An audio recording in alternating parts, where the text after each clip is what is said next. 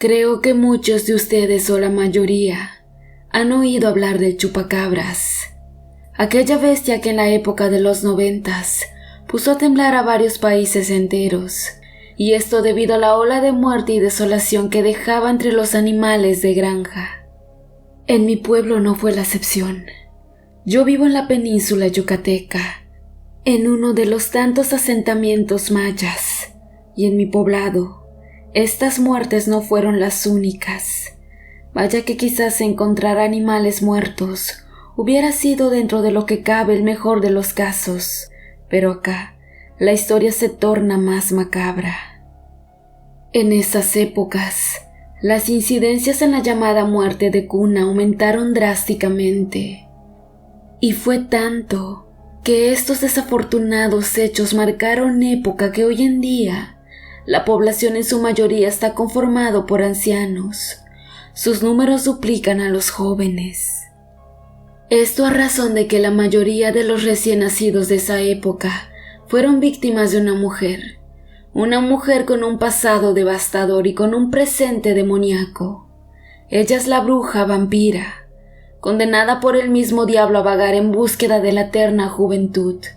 Y aunque esta historia no pasa de leyenda, no deja de provocar miedo entre la gente que la conoce, y muchos de los que no saben de ella han jurado ver manifestaciones sin conocer la maldad de aquel terrible ser que los acecha. En la iglesia del poblado se guarda un pequeño cofre con varias reliquias documentadas que han persistido a pesar del paso de los años.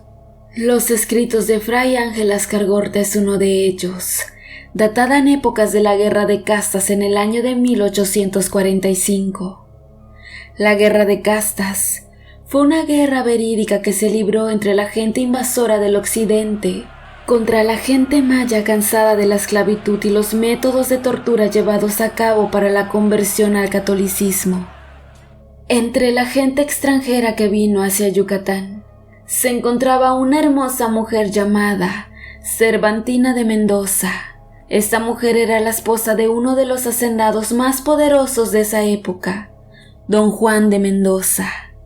La gente del pueblo, los cuales vivían a los alrededores de la hacienda, le temían mucho a la mujer, puesto que se la había descubierto realizando rituales extraños con animales muertos, así como también invocaciones en los montes aledaños. Nadie tenía la duda de que doña Cervantina era una bruja. Al igual que su miserable esposo, a esa mujer le fascinaba humillar a los nativos mayas, haciéndolos trabajar a grandes jornadas y con pagos injustos. Además de que hacía de su servidumbre a mujeres las cuales explotaba e inclusive inculpaba por cosas que no habían hecho, solo por el simple placer de azotarlas sin que las pobres mujeres puedan llevar un juicio justo. Al paso del tiempo esta mujer se embarazó. Llegó el día del parto. Al cabo de unos minutos de ardua labor se escuchó el llanto de un pequeño, de tez morena y cabellos lacios con facciones indígenas, como los de la misma gente que tanto había humillado.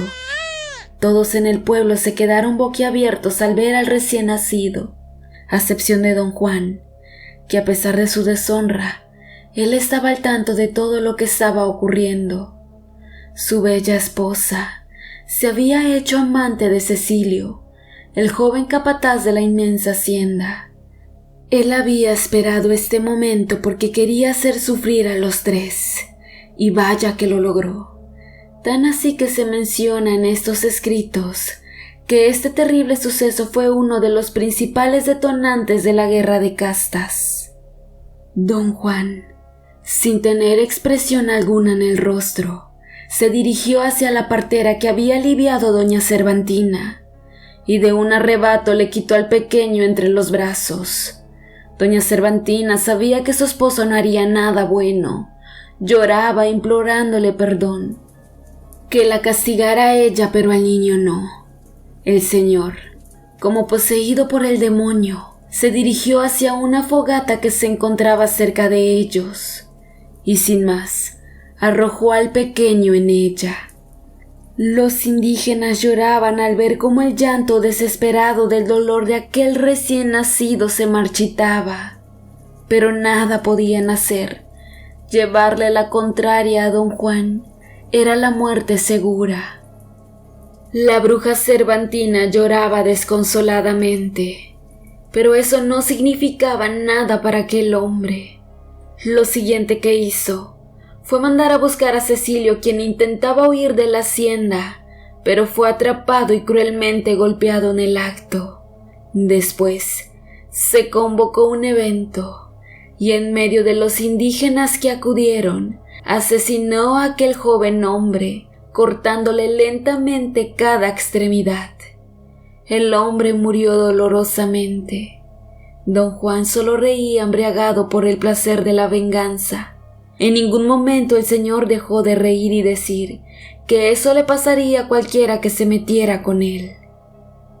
El destino de doña Cervantina no fue menos macabro. Don Juan la humilló azotándola frente a todos.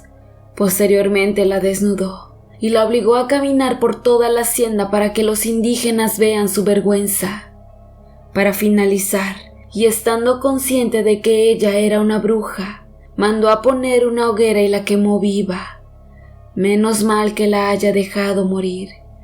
Pero cuando estaba a punto de dar sus últimos suspiros, pidió a sus trabajadores que apagaran el fuego para que su mujer pueda estar consciente y mirar cómo lo que de antes era su hermosa cara y su bella figura era solo carne quemada que, por cierto, comenzó a llamar la atención de los perros del sitio. Don Juan sintió que todo esto era suficiente y no dejó que los perros se la devoraran viva, pero sí pidió a sus trabajadores que la enterraran como sea que estuvieran sus condiciones actuales, viva o muerta.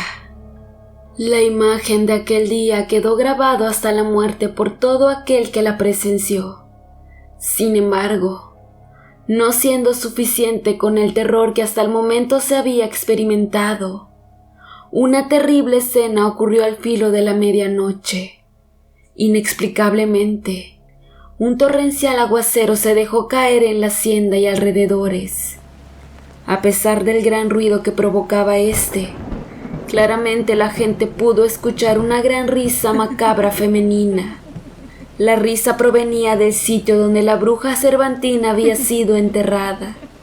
Entre el miedo y el chubasco, nadie salió a ver de qué se trataba. Al día siguiente los valientes y curiosos del pueblo fueron a ver qué había ocurrido. Ya al llegar al lugar, no quedaron más que perplejos y asustados. Encontraron la fosa, pero estaba hueca. Doña Cervantina la bruja no se encontraba en aquel lugar donde todos claramente vieron que había sido enterrada. Justo en ese momento, unos horripilantes gritos provinieron de la hacienda. Se trataba de la servidumbre del sitio que había acudido a su trabajo. Perros, gatos, gallos y muchos animales más fueron hallados muertos por todos lados en la casa, completamente pálidos. La bestia o cosa que lo había hecho les había succionado hasta la última gota de sangre. Pero eso no fue lo peor de ese momento. Don Juan se encontraba en el patio. Él no había sido absorbido por aquel demonio, pero su muerte no había sido menos espantosa. En un palo que él había mandado a colocar para azotar injustificadamente a quien quisiera, algo con una fuerza descomunal lo había empalado, ingresándole el palo por su recto y saliéndole por la boca junto con grandes borbotones de sangre y vísceras que se habían hecho pedazos. Nadie se explicaba qué era lo que había ocurrido. La gente del sitio comenzó a peinar la zona en búsqueda de lo que fuera que había realizado aquella tragedia, aunque sinceramente nadie tenía ganas de toparse con aquel mal que a partir de ahora los acecharía. Ellos no dieron con nada extraño, más allá de Jacinto, un mozo que solía embriagarse para poder soportar las largas jornadas de trabajo. Lo encontraron tembloroso y con los ojos perdidos. La borrachera ya se le había bajado, y cuando le preguntaron qué le ocurría, él comentó que había visto el mal en persona.